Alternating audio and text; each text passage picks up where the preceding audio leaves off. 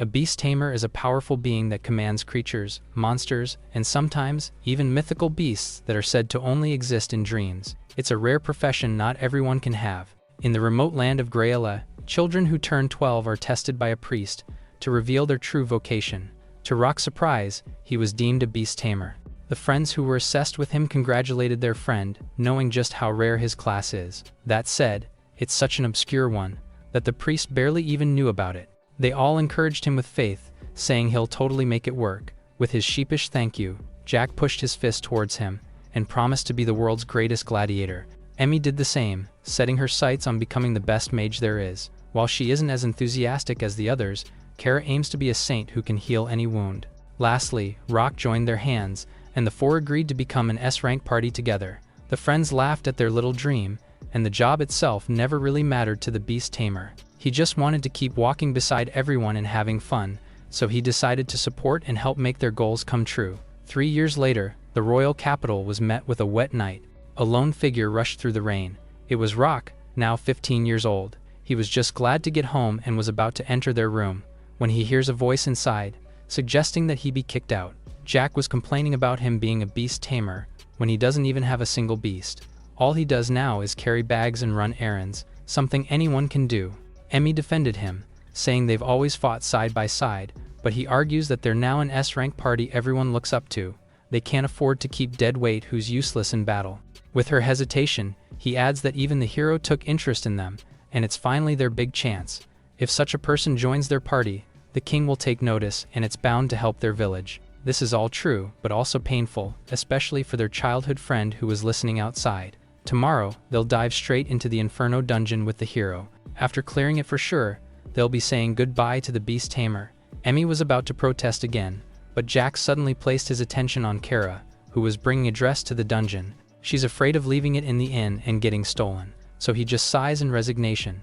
The meeting is then adjourned, and anyone who wants to talk to Rock is allowed to do so separately. Emmy rushed out the door and followed him, unwilling to end the conversation just like that. They failed to see their old friend by the corner. It's true that the tamer hasn't met a single holy beast yet. He vowed to live a life blessing and support his team however he could, and he did do all this, when many others with his class spend their lives searching for beasts. He cooked, hauled gear, shielded the team, and scouted during expeditions. He handled every dirty job, right down to negotiating with the guild. Unfortunately, they never understood him, nor did they appreciate his efforts. The next day came, and a young man appeared before the S-rank party with a smile. He introduced himself as Kid, a hero in training, and says it's a pleasure to meet them. Rock tries to make light small talk with Jack, but he just side-eyes him and turns away with annoyance. The newcomer then showers the women with praises, immediately laying it on thick with the flattery.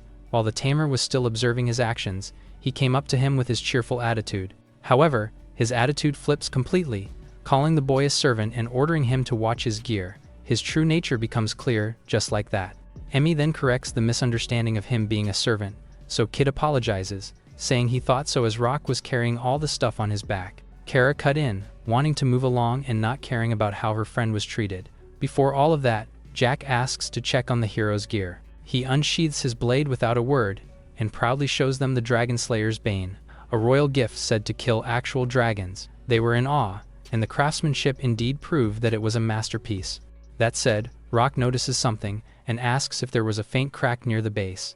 Kid places the blade by his neck, offended and again calling him a servant. At this point, the tamer isn't even fazed and just sighs in acceptance. Jack tells him to ignore the boy and give the mission everything they have.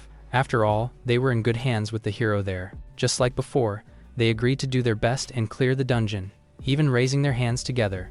Rock wasn't included, and watched the scene that was uncannily similar to when they made their childhood promise.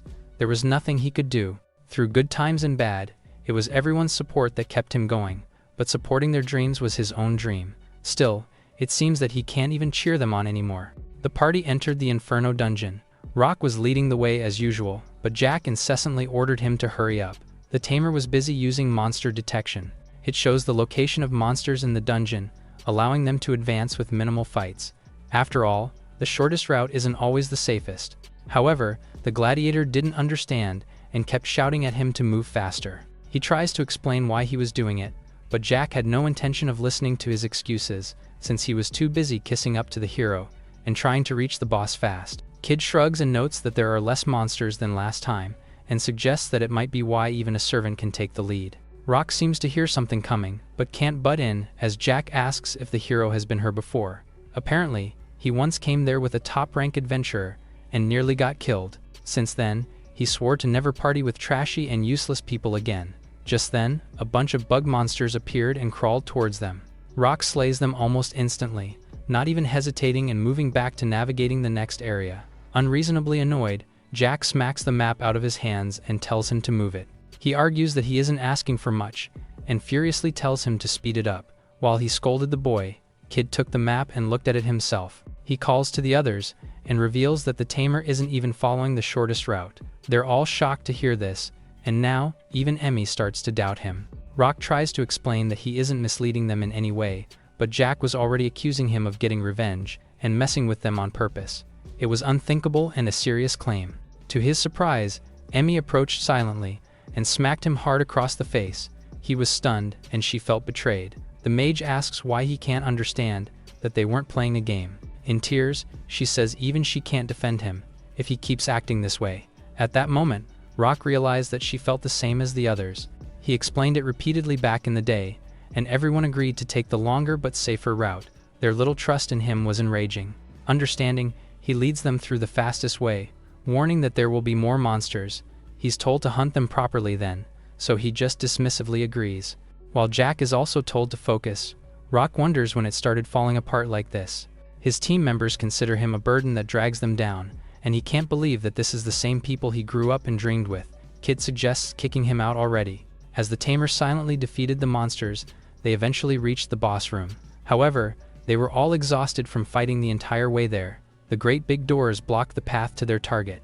Given their condition, Rock suggests taking a break and unloading first, but Jack was still in a rush, and arguing that he already delayed them so much. Emmy still looked at him with shame, saying it's more dangerous to stay. With the hero doubling down and calling him an idiot who can't read the room, the tamer drops the formalities and accepts it. His casual attitude infuriates the gladiator, who calls to the other members and says he's had enough. The mage was silent while the saint nodded in agreement. Saying he's been useless for such a long time now, Jack finally reveals that the tamer will be fired after they finish the dungeon. Instead, they'll be moving to the next level with Kid, just the four of them. Rock already expected this, of course, and readily accepts the decision they already made the night before. With the others quiet and the removal finalized, Jack happily got back to the main mission. Again, the four put their hands together, reminding the tamer just how out of place he was now. He was told to stay behind Cara and support until the end. It was time to fulfill his role with magic and blessings. They opened the doors and walked in to face the boss. A huge creature slept in the middle of the room.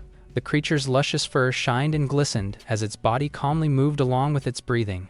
Their eyes were wide open in shock, not expecting a gray wolf. Rock knew better, certain that a gray wolf is too weak to be the boss of the dungeon. Seeing that it was more silver than gray, he realized that it's the silver wolf, Fenrir, which is a legendary beast that even an S-rank adventurer would struggle against. The only saving grace is that it usually ignores people unless they attack first. The two other men weren't as smart as he is. Believing it's a normal gray wolf, they leapt high up with their weapons to finish the mission and head home. Rock urgently tells everyone to stay back as the monster is far too dangerous. It was too late. The two foolish boys had already swung their blades down, leaving their party members frozen in shock and disbelief. Despite the open and direct attack, the wolf was unharmed. Instead, a familiar blade clattered onto the ground. Kid's Dragon Slayer sword had broken apart. While Jack questioned why his attacks weren't working, Fenrir circled its aggressors. Understanding that they've come as enemies, it howled loud and shook the room. The two women dropped and shook in fear just from its gaze. With Cara in a much worse condition than the others, Kid tells them to fall back, as even he can't fight with a broken sword. Jack argues that they haven't even scratched it yet, but that's just the problem. It didn't even take damage after a free hit, so they have to retreat for now. Reluctantly accepting the order, they all run from the boss, just as it began its attack. The chase was on and Rock led the escape with Cara in his arms, but even his being at the front earned the gladiator's insults. He just happened to be at the back already, but stays silent. However, Kid was plotting something in his mind already. Saying he exists for moments like these, he circles ahead of the tamer. The hero suddenly stabbed his chest with his broken blade. The betrayal was so instant and unavoidable. Dropping the saint, he fell to the ground and shook in pain. Not caring a single bit, Kid takes a spare sword from the luggage and leaves everything else, saying it's a farewell gift for the afterlife. Then calling to Jack, he says that he's really a member of their party now. Rock froze in shock as his childhood friend affirmed it with a smile, as if already expecting the betrayal to happen. He watched the two men run, wondering why they would go so far. While the wolf snarled and continued its chase, he sees Emmy rushing past him, not even looking back as she apologized for leaving him behind. Although Cara was also abandoned, she was still well enough to stand up. Worrying just about the expensive dress in the luggage, she runs away too. Rock's vision was fading, and the last thing he was about to see was proof of how much his friends hated him. They figured that he was better off left to die. Years ago, they agreed to give it their all and become stronger together. They supposedly trusted him and asked for his support, even saying that the party only holds together because of him. Their betrayal dealt more pain than the hero's sword stabbing his chest. As he questioned what in the world happened, Fenrir approached and loomed over him from behind. While it opened its mouth, Rock chuckled as he still wanted to save his friends and can't bring himself to hate them. Fenrir growled as he watched the rotten humans who would sacrifice their own just to save their own lives. Taking their heartlessness into consideration, he opens his maw over the boy and says he'll at least send him off without pain.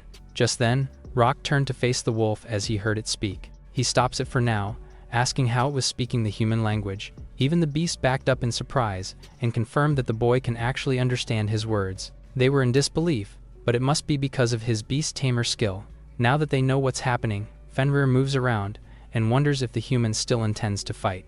Rock insists that he has no such desire, but the wolf insists on playing a little, as he's been stuck on the floor, bored out of his mind. That said, playing along would likely get him killed. As he has no other choice but to be smart about it, he rummages through the luggage left behind and takes out Jack's spare chest plate. With a firm grip, he throws it over the wolf and into the distance. Fenrir instinctively moves to catch the armor with his mouth and plops it to the boy while questioning his intentions. Grabbing the saliva-covered plate off the floor, he silently tosses it again, but farther and in the other direction. The wolf even hops from side to side as it rushes to catch it. The moment he does, he feels an incredible sensation. His tail was wagging like a propeller, as he fully but unknowingly enjoyed the game of fetch. It was great, and it's been ages since either of them had this much fun. Rock mentions how he talked about being stuck in the floor. Apparently, there's a barrier seal that's too strong, even for the legendary beast.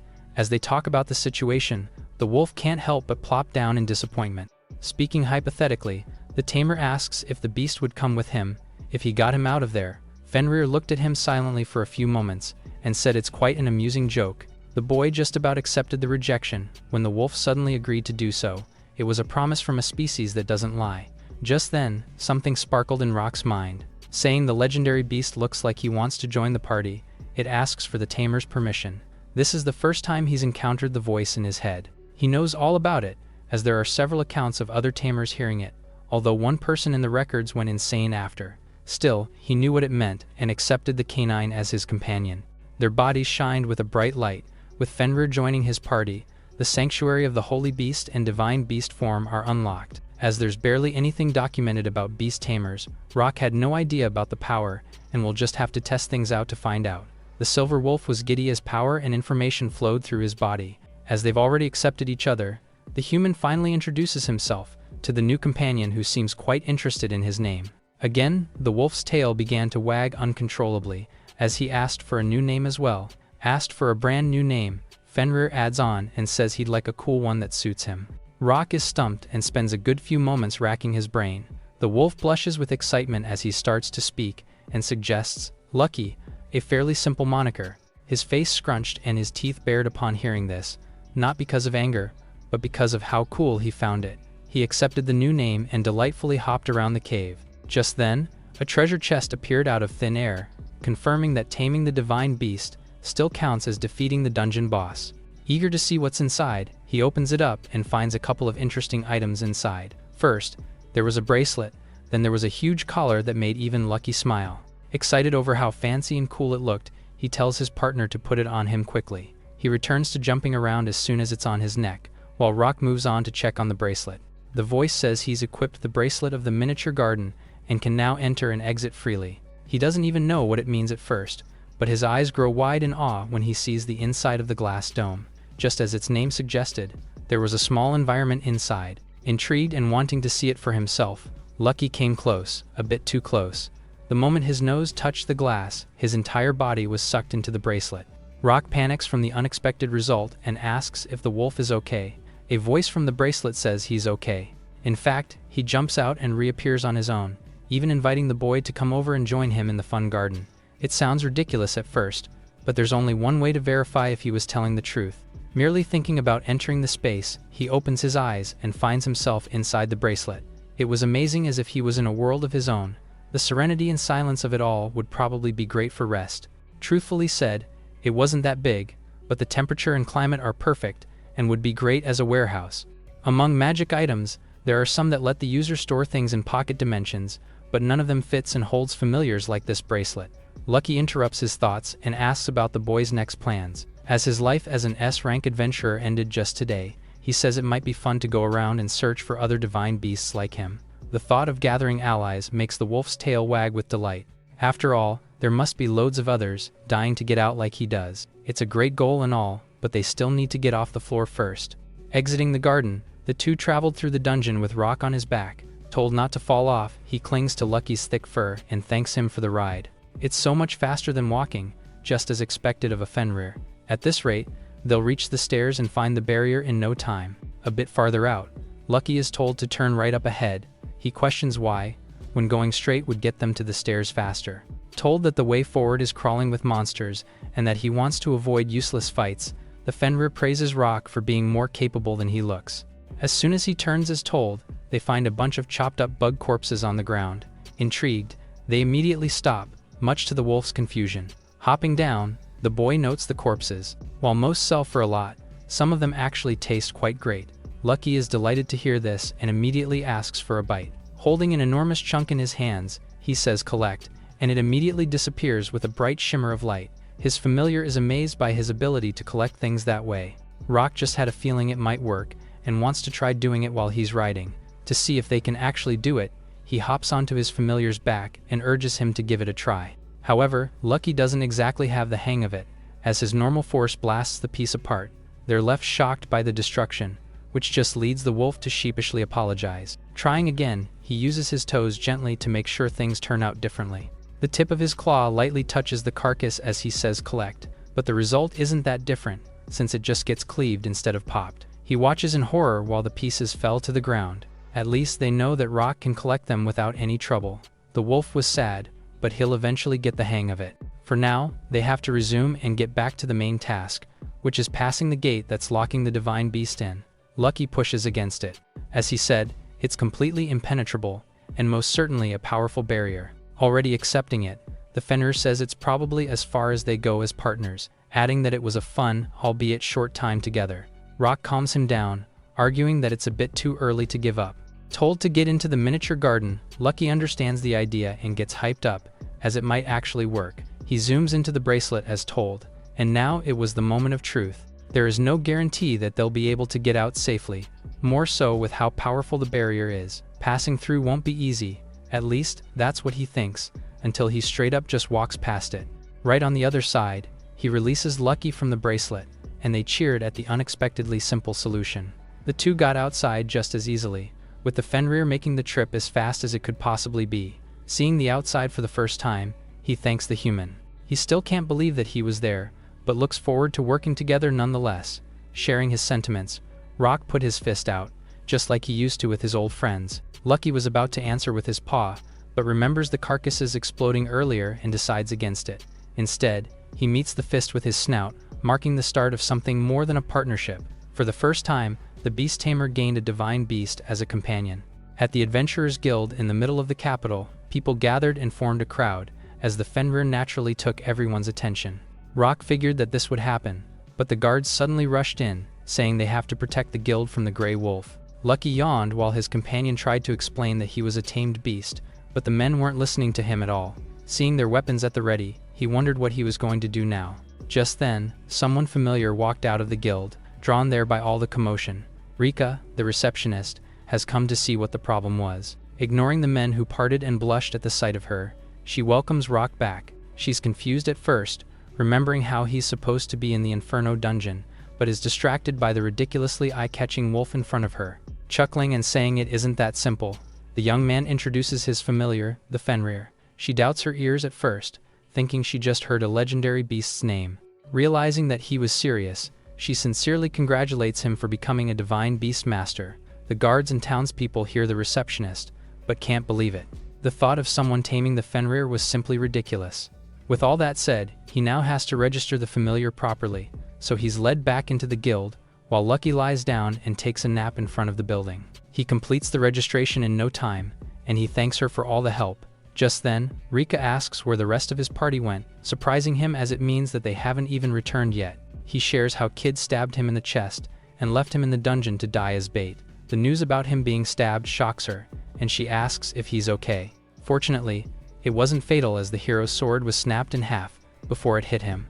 Relieved to a degree, she says that the rumor about the young hero must be true after all. Back when he was still a rookie, he once entered a dungeon with an A-rank party. However, the only ones who came back out were Kid and another person. Apparently, he used his comrades as decoys to help him flee with his life. Recalling the events just earlier today, it definitely sounds like something he would do. Rika is still confused and doesn't know why he would target the tamer this time. He says it's because he's the most useless one in the party and just laughs it off, but the statement was completely irrational to the young receptionist. In fact, she'd confidently label him as the most capable one in the entire group. It doesn't sound believable, especially as he only does the things anyone else could do. It's probably why they kicked him out inside the dungeon. She fervently argues that that's no way for an S-rank adventurer to be thinking.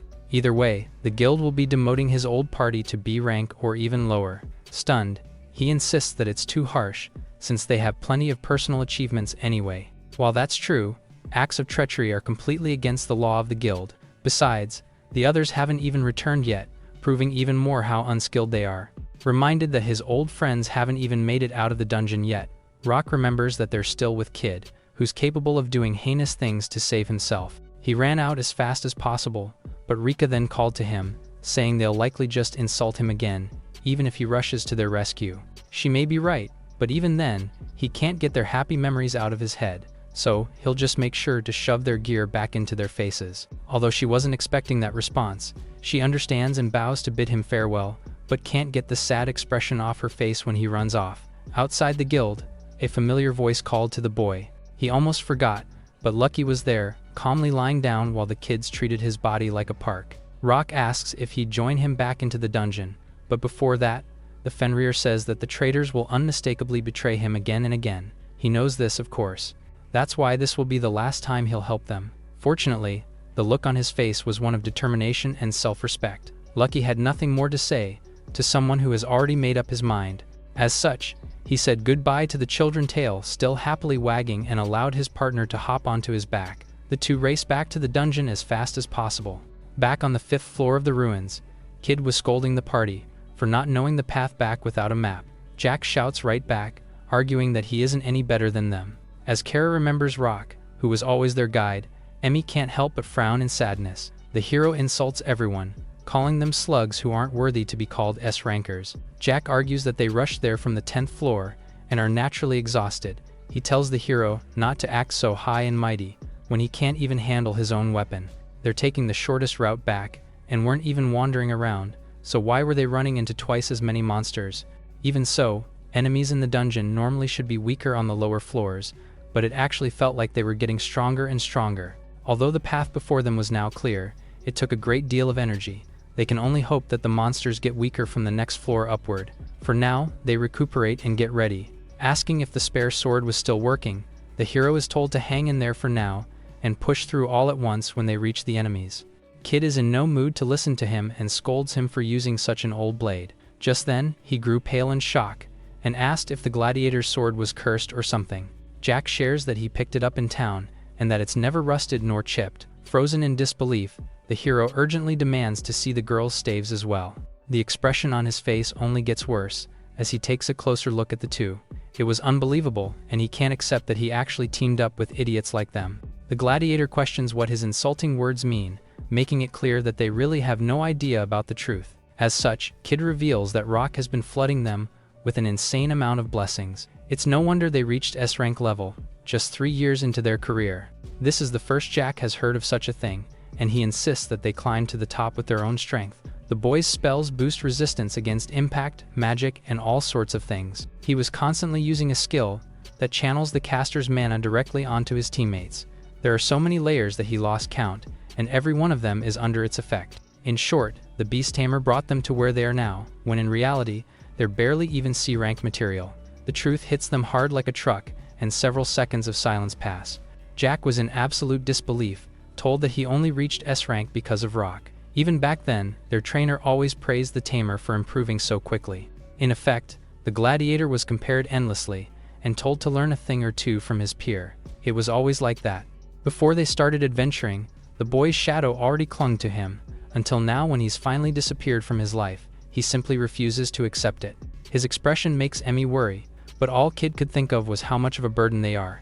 Cara is asked for how many heals she has left. Considering it all, she has more or less 12 charges left for everyone there. As for the mage, she should be able to manage with her spells, if they keep the pace. With a proper understanding of the situation, the hero led them to the next floor. Until they reached the stairs to the 4th floor, there seems to be just 5 orange ants left. Fighting with them head-on is too dangerous, since they'll call for countless others. Before the battle, Cara is told to use the rest of her mana to heal all the members. After that, the gladiator will take the lead, and be followed by the mage and saint while Kid supports from behind. They rush forward without looking back or stopping for anything. As soon as the ants see them, the hero suddenly slashed at the saint's back. She couldn't even register what happened, but he was already smiling like before. He leaves her there, saying they no longer need a saint who's run out of heals. Her only purpose now is to stay behind as dead weight and draw fire. Looking forward, she sees everyone running forward, not even looking at her. Her weak hand reached towards them, begging not to be left behind. However, it was too late, and the swarm was already behind her. Feeling their presence, she turns and sees them rush at her body. At the 4th floor, the battle continued, and Jack questions why Kid attacked Cara. He argues that sacrifices are inevitable if they want to survive. Besides, they were in a dungeon and no one was going to find out. In other words, they're all accomplices who'd need to surrender themselves if they want to speak up. The chilling reality of his plan hits them. Even back then, they abandoned Rock when they could have saved him. That makes them just as guilty as the one who thrust the blade. Still, he didn't expect them to be so weak and useless given their rank. Jack retaliates, arguing that he's just as weak as they are, and sends an ant crashing into the wall. He was already exhausted. Despite being on the 4th floor, the monsters were still too strong. Blue ants shouldn't be like this, as they were too weak to even be considered an enemy before. He remembers the words they were told earlier, about receiving so many buffs from Rock that it can't even be counted. This serves to infuriate him even more, but he doesn't have the time with enemies coming from behind. When he was about to be done in, the Beast Tamer appeared, with Lucky tearing the monsters apart. They're all baffled by the unexpected appearance of the boy they left to die. They stared at him, looking completely well as he rode the divine beast. He says he crawled back from hell, putting the 2 men on guard. Just then, the Fenrir suggests taking them out, as no one will know anyway. Kid was just about ready for a fight, when Emmy called out and begged her old friend to save Cara, who was still stuck on the 5th floor. He immediately gets an idea of what the hero did. As always, he smiles and says that there was no other way to survive. Rock curses them all, unable to believe that trash like them were heroes and childhood friends. With a smug smile, Lucky emphasizes how they don't have any remorse. He has no choice but to accept it, but still wants to save the saint and asks for his familiar's help. The wolf could only sigh at his unconditional kindness, and tries to remember Cara, whose stinky dress was covered in perfume. Although he isn't a fan, he listens to his partner and speeds away, leaving the adventurers behind. While the 2 men glared with anger, Emmy just stared with a face full of regret. The partners reach the 5th floor in no time, and immediately proceed to hack at the swarm of ants. One slash from the Fenrir decimated entire droves, but there were still countless more waiting to attack. It seemed unending, as they've all come out of the nest after smelling their prey. There were so many that some even managed to start crawling over the Fenrir's body. Still, Rock dashed in with a grin, heading forward to rescue his partner. With Lucky there, he wasn't afraid of losing it all. Rock and Lucky managed to defeat the army of ant monsters. The divine beast suggests that they make one good team. Rock agrees, saying that this is the first time that he has been compatible with anyone. Their moves complement each other, which makes their battle a breeze. After ensuring that they have defeated all the minor monsters, they go ahead and look for Cara's location. After searching for her, they find her badly injured body on the ground and unmoving. Rock feels bad for his friend, remembering some of their moments together. She used to get his opinion about the healing potions she was brewing. She was an earnest healer of the group, and back then, all she wanted was to help them recover during dungeon quests. He picks her up and makes her drink the healing potion he made. He managed to make one because of her, and now he hopes it can save her. He tightly hugs her and prays that she somehow survives. He thanks her for everything she did for him. Suddenly, she starts to cough and slowly regains her consciousness. He gives her a smack on the face to fully wake her up. Once she is fully awake, she gets confused that Rock is with her. Thinking that he died, she thinks that she is already in heaven. She immediately apologizes to him for leaving him behind when he needed them the most. She did something unforgivable to a friend. Full of kindness, he tells her that it is all okay now. However, they still have a problem even in the afterlife. He shows her Lucky and pretends that he is already dead, and they have to take down the divine beast of the underworld, Fenrir, to reach the next realm. She takes a moment to process this, and then when it sinks in, she loses her consciousness because of shock. Amused, Lucky corrects him that Cerberus is the gatekeeper of hell. Rock realizes that they need to head back to town and asks him to carry Cara for him. He looks disappointed, saying that his back is only reserved for him. But in the end, he still gave in to Rock. The boy thanks him for understanding. Suddenly, Rock notices an opening at the far end of the cave. It looks like the entrance to the next nest of the monster ants. Hearing this, Lucky suddenly perks up, saying that he wants to eat some ant eggs. He almost salivates thinking how good they are. Distracted, he follows the path and leaves Rock behind. Upon reaching the next area, he finds the eggs he is looking for. He locks his eyes on his target while Rock curiously looks at the eggs. Suddenly, he notices that a lone egg is different in color. He looks around and also realizes that most of the eggs have already been smashed. Out of nowhere, they hear a crack. The remaining eggs then start to hatch, revealing juvenile orange ants. Rock draws out his weapon, but to his shock, instead of attacking him, the ants cuddle around him and call him Papa. Lucky jokes that he has probably had a woman outside, which was why he was always coming home late. Suddenly, he hears the voice again inside his head asking if he wants the orange ants to join their party. He thinks about it carefully. Just a moment ago, he wiped out every orange ant there, and yet now, they want to join him.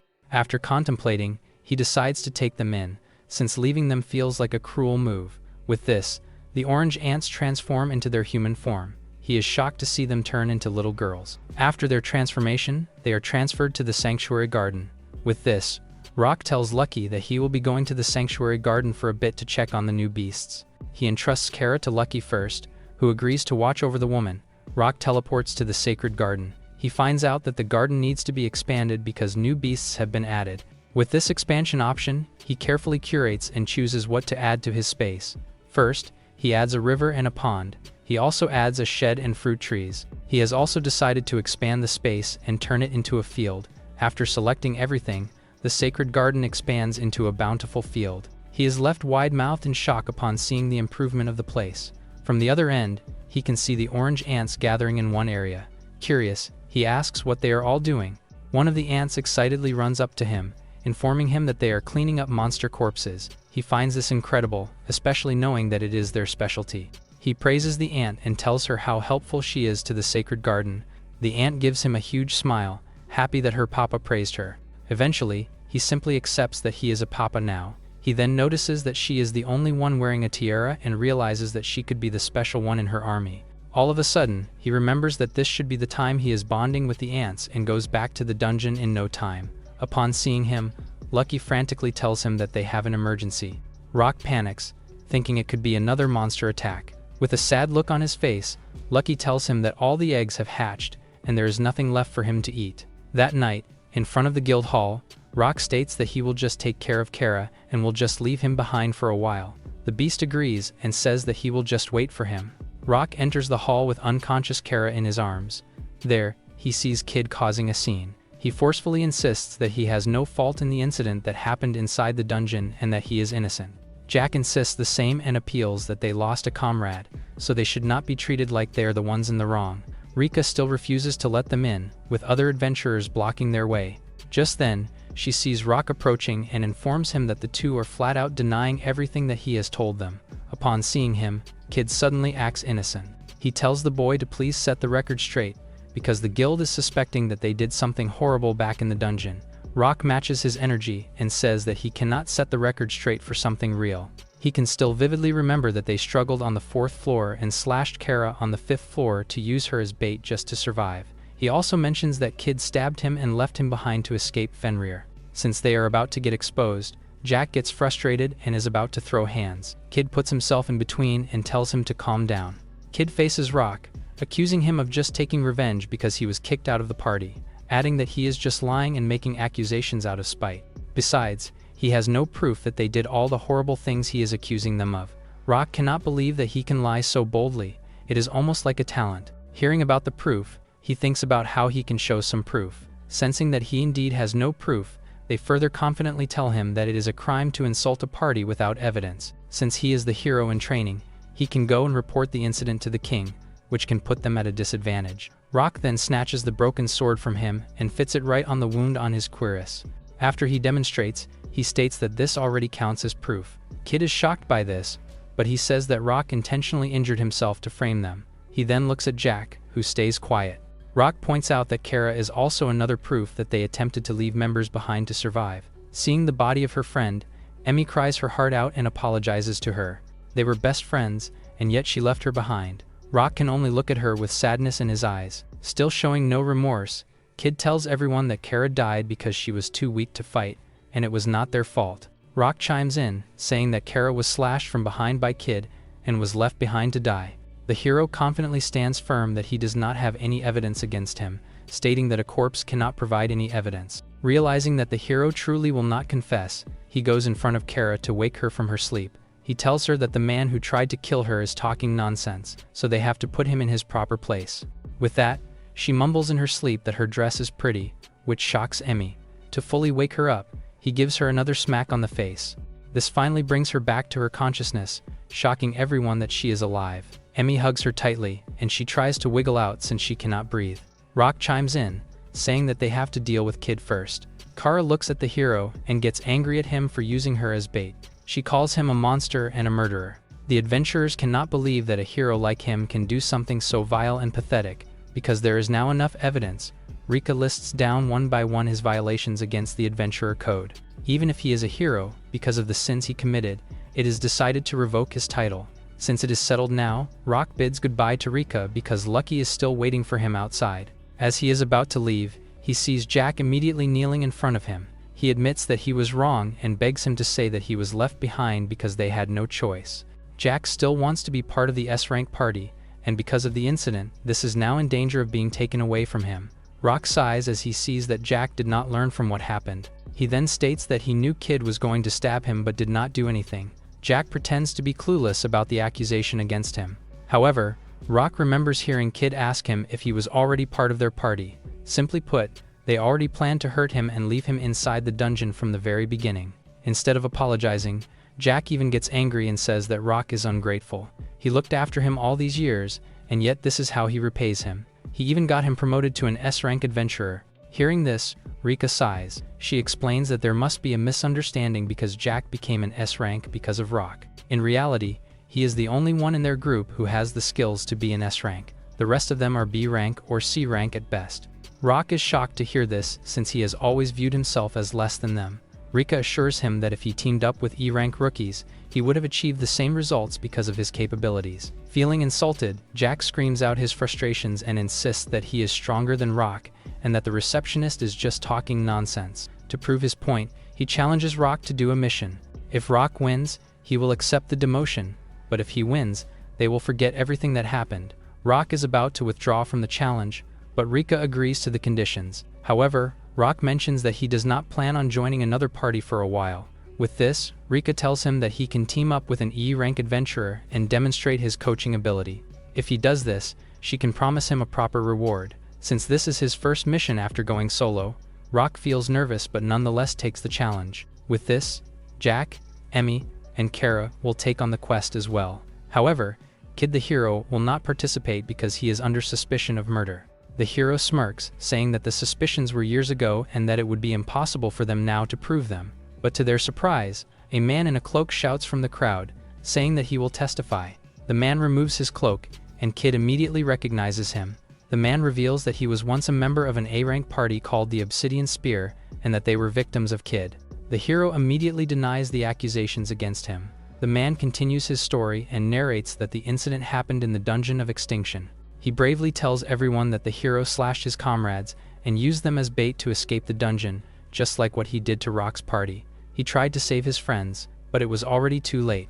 Still grieving, he went back to the city and told everyone what happened, but no one believed him. They chose to side with the hero who had connections to the royal capital. Feeling guilty, he apologizes to everyone, mentioning that he was not reliable enough and that the same incident happened again. Everyone cannot believe that their hero is that cunning and vile. Rika declares that this time, he will not be able to escape his crimes because they have enough evidence. Kid grits his teeth in anger and calls them pathetic. He then takes off his mask and stops acting like a respectable hero. With nothing to lose, he grips his sword and slashes at the adventurers trying to restrain him. Rika tells him to stop adding more crimes to his name. However, Kid refuses to listen and angrily spits at her for lecturing him. He resists being caught by the guild. To escape, he grabs Emmy and makes her his hostage. Rock tries to convince him that he can still turn back if he surrenders now. Instead of calming down, this triggers the hero even more, silently cursing the guild and everyone around him for his misfortunes. He orders them to move out of his way and let him escape if they want her alive. As they carefully move aside, Kid makes his escape while still holding Emmy close. He then bolts away. Worried, Rock immediately goes after them, and to everyone's surprise, Kid and Emmy are both on the ground. Lucky has intercepted Kid's escape plan. The hero is beaten on the ground, and the divine beast is proud of his work. Rock thanks him for saving Emmy and for successfully apprehending Kid. The guards finally have Kid restrained while Rock and the others watch him get dragged to his cell. Rock looks at his divine beast and thanks him again for the help. He then shifts his attention to his former party and returns their gear and belongings to them. Emmy steps forward and humbly bows her head before him, apologizing for betraying him. He assures her that he is okay now when Jack chimes in and tells him that he can go back to their party and just forget about the duel. He believes that this would settle things, but Rock just sighs at his statement. Seeing that he has almost no remorse, he replies that he has no intention of ever teaming up with them again. Jack feels insulted and grits his teeth in anger. Cara then walks up to Rock and declares that since they were both betrayed, they will form a party together. However, he reminds her that she betrayed him too, and thus he will not form a group with someone like her. Because of this, she blames Jack for ruining their party by bringing the hero in without asking them. Jack, on the other hand, points out that she was the one who said that Rock was already useless. The two continue to argue while Rock listens to them. Emmy then tells them to stop fighting and acknowledge that they treated their friend badly by not believing in him and worse, betraying him in the end just to survive. Realizing that she is right, the two stop and remain silent, trying to reflect on what they did. Rika interjects and discusses the mission with them and the request that they need to complete. She explains that the difficulty ranges from C rank to B rank. Hearing this, Jack immediately feels confident that they can finish the quest since they are C rankers. Meanwhile, Rock is engrossed in reading the instructions and discovers that Jack and the others need to retrieve complex and rare materials like oringo eggs, green frogs, and rainbow butterflies within a week. Rock asks him if he is really alright with the mission. Jack dismisses his concern, insisting that he can do anything to prove the gap in their power. While holding the leaflet in his hand, Jack suddenly stops in his tracks and asks Rika about the quest. The receptionist only smiles at him, asking if he feels like backing out after reading the mission details. Jack feels a chill run down his spine. He realizes something grim, and that is the guild is giving them a warning. He cannot handle green frogs, Emmy is terrified of monster insects, and Cara cannot stand oringos. The guild is not lenient toward those who violate rules, and they are testing his party now. Wanting to save face, Jack accepts the mission even though he knows this will be difficult for them. After sending Jack's party off, Rika is now ready to introduce Rock to the E-rank adventurer to complete his quest. Since it may take a while, he tells Lucky to relax and wait in the garden first. While walking to where the E-ranker is staying, Rika asks Rock what he hates the most when it comes to party members. He instantly answers that he can't stand being betrayed and members who refuse to follow orders can only bring problems. He suddenly realizes that Rika is the one deciding about the missions and asks her if she will be okay after the fiasco. She gives him a reassuring smile and reveals that she is the assistant vice chief. She actually has the authority and not just the pretty face at the reception desk. With this, he remembers that she was the one who checked on him 3 years ago. He wonders how old she must be if she holds that much power in the guild but did not dare to ask the question. Nervous, he tells her that he is just thinking about the E-rank adventurer he will be with. She informs him that the person is in a bit of a unique situation but she does not think that she will ever betray him.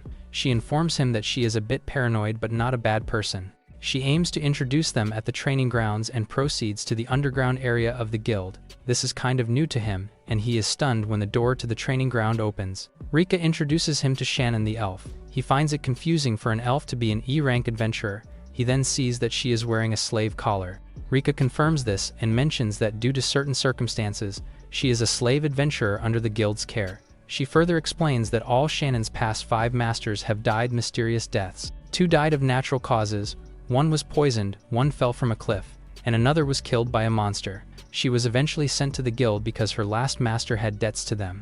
Rock also finds the accidents odd, and they seem like more than just bad luck for them to happen so many times. Shannon warns him about her being a reaper, so he must turn down the request while he still has the chance. However, it is too late for him to back down now since he has already accepted the job.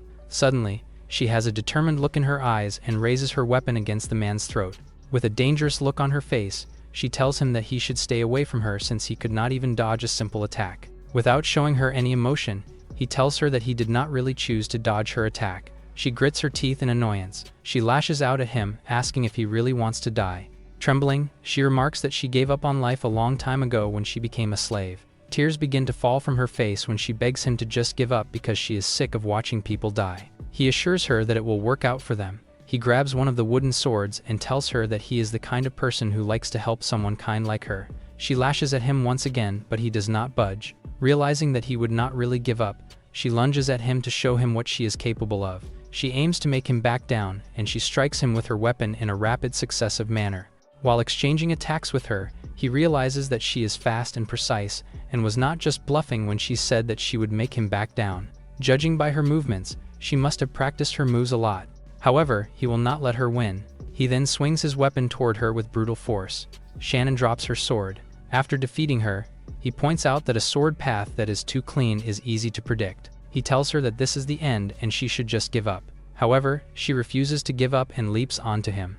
She then gives him a powerful kick. As she continues to attack him, he can tell that she has a strong martial arts foundation. However, like her swordsmanship, it feels like her combat moves are not that polished and feel like she lacks real combat experience. He then grabs her hand and pushes her down to the ground with brute force. She cries out in pain but still refuses to admit defeat because it will mean that he will die. He tries to convince her that he will not die on her and she just has to trust him, but she is having a hard time believing him because that is what everyone said before they died. Although trembling in pain, she declares that she will definitely lose to him. Determined to stop her from sacrificing herself, he offers to show her why he will not die. He then summons Lucky and the Great Fenrir shows itself in the training ground. He howls to show everyone how formidable he is. Lucky manages to intimidate even a flying bird nearby. Shannon finds it super impressive that Rock has the divine beast Fenrir as his familiar. Shannon remembers her past. In her memory, she is happy with her little brother Seth, who is 5 years younger than her. They were raised and born in the elven village. She thought that life would always stay the same. However, one day it all changed when Seth went missing. Her parents set out toward the forest to look for him and told her to stay at home. However, she could not stay still and went to the forest as well to look for her brother. She continued to go deeper into the forest and eventually reached the wizard's mansion. The forest, where they had always played, was called the Forest of Affection, where elves and humans once pledged friendship. In this forest stood the mansion of the wizard said to live there. However, these days, no one is allowed inside except a few chosen ones. The mansion looked untouched, so she doubted that her brother would be inside, but still, she slowly made her way into the mansion and wanted to see for herself if her brother was really not inside. She opened the door and was greeted by the grim interior of the mansion.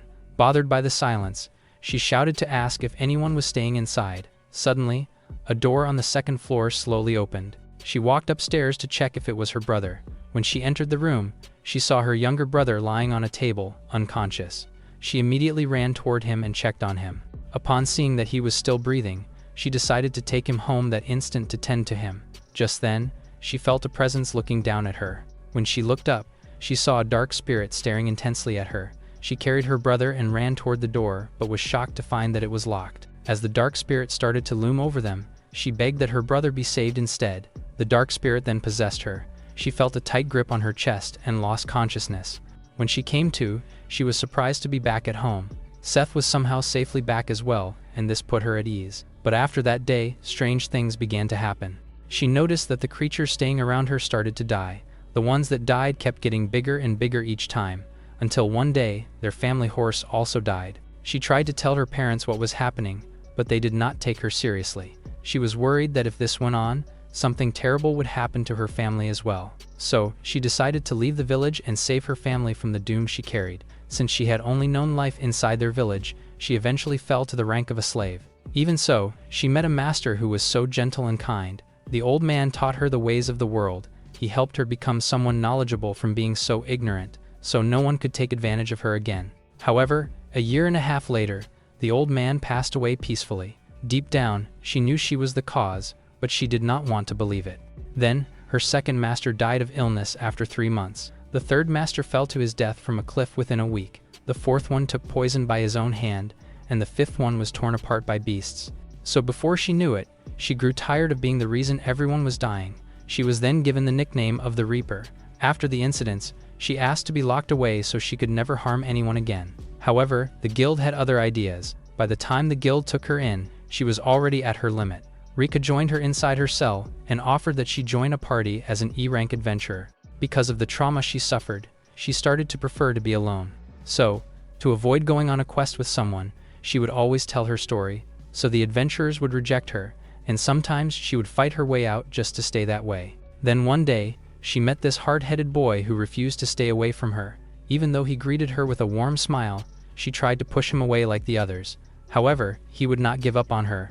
She heard that he had been kicked out of an S-rank party, but he was stronger than anyone, and because he was so kind to her, she tried her best to win their duel so he would stay away. Despite this, he still fought his way to her. Then she found out that he had the Fenrir beast as his companion. He was almost an impossible dream. She remembered the way people shunned her because of her curse. Because of this, she chose to bear the suffering and embrace that the cycle of death would end with her. But meeting Rock felt like a miracle. For the first time in her miserable life, she felt she could live again. Maybe there was a chance for her to break free from the curse and see the world again. With these thoughts in mind, she collapsed from exhaustion and being overwhelmed. But still, looking closely at her sleeping face, she looked relieved now. Because of this, Rika took her to rest for a while. While looking at them with a content look on his face, Rock's attention is caught by Lucky. The divine beast worries that his howl earlier flopped. Rock assures him that it worked out just fine and that it helped a great deal in breaking the fight. Hearing this, he feels a great deal of relief. He then asks what they should do with the bird who fainted and fell out of the sky when he howled. The voice asks Rock again if he wants to accept the bird into their party since it is eager to join. Since he wants more allies, Rock accepts the bird and then transfers it to the sanctuary. Lucky wonders if the bird would taste good, but Rock reminds him that he should not eat his teammates. Just then, he sees Shannon and asks if she is okay now. She then bows her head and apologizes for attacking him earlier. Rock assures her that he understands that she only did what she thought was right. She thanks him and would like to know the world better through him.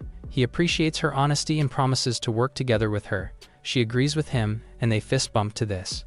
Lucky feels happy for her too, so he tries to fist bump with her as well. She tells him it is okay and seems fond of Lucky right away. Lucky then notices that she is under a powerful curse. He confirms that it is a bad spirit curse, and it is the kind that sucks the life out of everything, and unfortunately, it is bound to take her life in the end if it could not be broken. Since it has been tormenting her all this time, he asks if there is something they can do to break the curse somehow. However, Lucky does not know anything about severing a curse and looks at Rock. The boy states that he does not know anything about curses, so he will not be helpful as well. Lucky then borrows his head for a while and puts it inside his mouth. While soaking in his saliva, he starts to panic, but suddenly, knowledge floods into his mind. After being soaked with knowledge, he finds his familiar even more impressive. With this, he encourages him to try and find a solution to their problem and dispel the curse. Just then, Guildmaster Titus arrives with Rika and stops him. Rock is incredulous when he hears that Titus will not allow them to lift the curse. Since Shannon currently belongs to the guild as a slave, she is officially counted as a guild staff member. Under their rules, they cannot have an unlicensed person perform the dispelling. Rock finds this absurd, since they have a ticking bomb and Shannon could be in grave danger. Titus calms him down, saying that he is becoming like Jack with his uncontrollable emotions. With this, the boy calms down and apologizes. Titus cheers him up and tells him to relax a little since a lot of things have been happening lately. He agrees with the guildmaster but realizes something. He asks if they can break the curse if Shannon is no longer a guild staff member. Titus smirks and comments that he is sharp as ever. Cutting to the chase, He remarks that Rock should buy Shannon from the guild if he really wants to help her. In this way, she will not be a guild staff member anymore, and he could lift the curse. Rock wants to help but thinks that it is kind of a sudden move. Titus smiles at him and asks what he thinks the guild is for. The young man answers that it was established to support the other adventurers. Sure, that is true, but Titus also adds that the guild exists to make the adventurers happy. That is why Jack and his party's betrayal cannot be tolerated. Normally, they would be removed from the guild immediately, but that would not teach them a thing. So he aims that their mission will teach them something. He wants them to find happiness, including Rock, who withstood all the pain inflicted by his previous members. He then looks at Shannon and remarks that she has been through a lot as well, and yet she can still care for other people. In many ways, the two of them are alike. They know what hardship and sacrifice are, and this only shows that they would make great partners for this quest. Rock is shocked to hear all of these. He thought no one really understood him, but it turns out that someone out there was really watching him. He then shifts his attention to Shannon and asks her what she wants. Unsure of herself, she declines to answer initially since she is just a slave. However, if given a choice, she would really like to go with Rock. With this, Rock decides to take her as well. He then asks how much he should pay for her, but Rika explains that it must be a coincidence since the mission's reward would be enough as payment. Rock scratches his face because it was too much of a coincidence. With the payment settled, Rock then starts to undo the curse placed on her by the Dark Spirit. As he recites the dispelling mantra, the Dark Spirit is slowly lifted away from Shannon's shadows. However, it tries to transfer itself to Rock and swallow him whole. Struggling, he pushes himself some more until a blinding light from his palms eventually defeats the Dark Spirit, which slowly disintegrates into the thin air. He falls to the ground in exhaustion while Lucky praises him for dispelling the curse. Rock also thanks him for guiding him in lifting up the curse. Titus also remarks that for a first time, he was incredible in breaking the Archdemon's curse. Curious about it, the young man asks about the nature of the curse. Although not really an expert about it, Titus explains that there have been similar cases before. From what he knows, it is caused by summoning the demons who once ruled the world. Rock would have hoped that he was briefed about it being a demon's curse earlier, but nonetheless, he is just happy that they are past the danger. Shannon thanks him for lifting up her curse. Rock gives her a reassuring smile, and Lucky is also glad that everything has worked out. With this, Titus encourages them to start the quest and gather up the materials before Jack's team could outshine them. Rock starts the preparation and transports themselves to the sanctuary garden. Shannon is amazed that there is a whole different world inside his bracelet. Looking at her smiling face closely, Rock cannot help but be mesmerized. Sensing this, Lucky teases the boy a bit, which flusters him. She then points at the sky bird and asks if the creature is his friend as well. The sky birds are so rare to see since they soar way up in the sky, so it is hard to spot them. She is impressed that he can tame rare and powerful beasts like the Fenrir. While the two are still talking, Lucky suddenly feels hunger and asks Rock that they eat. Since his familiar mentions it, Rock has also realized that he is starving. Lucky perks up and tells him that he has asked the orange ants to bring him some monsters to eat. Rock realizes that the ants are nowhere to go. Lucky tells him that the ants built a dungeon under the cabin, which shocks Rock. The three of them check the dungeon Lucky is talking about and find a big hole in the middle of the field. Shannon is in disbelief to see orange ants in human form. She is also shocked that they are calling Rock Papa. Lucky teases him for it, and the young man frantically explains to Shannon that he just happened to be there when the baby was born. Thinking that it must be one of his dark secrets, she promises that she will keep the secret. Lucky smirks at him, which adds to his embarrassment. The master and the familiar keep giving each other side glances and tease each other non-stop, making Shannon curious what they are talking about. It looks like they are having so much fun without her, so she feels it is unfair. It feels frustrating, especially she cannot understand Lucky, who can only be understood by Rock. Yet, she can understand the ants, which is a surprise. The ant reveals that she has the ability to speak in the human language. Unlike the others, she can use the language as a leader of her army. Rock is amazed by this. Now it makes sense why she has negotiating skills and can command structures to the rest of her group. To help Shannon understand Lucky, the ant uses her skill on her so that she would also have the understanding of other languages. After this, Lucky tries to talk to her and impressively manages to understand the divine beast. Rock is impressed as well, since it turns out there are many things he does not know yet. The elf thanks her for giving her a special skill, and the two immediately bond. Rock then suddenly remembers that he has not given the ants names yet, and decides to name her Patra. The ant jumps up and down in glee since she has finally a name. She requests that he gives the others names as well, which he agrees. However, they all look the same to him, so he quite struggles to come up with names. With this, he decides to name them Orange A to Orange E.